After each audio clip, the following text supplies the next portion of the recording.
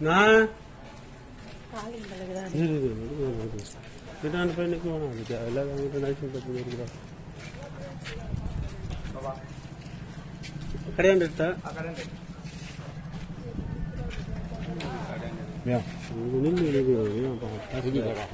அவர் வீடு அது கடையாண்டு இருக்குது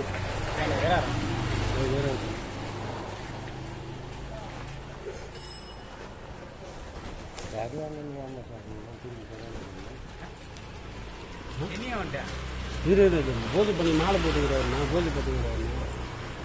சந்தன போட்டுலாம் வச்சுன்னு கையில் சந்தன கத்த தேடு வந்தாரு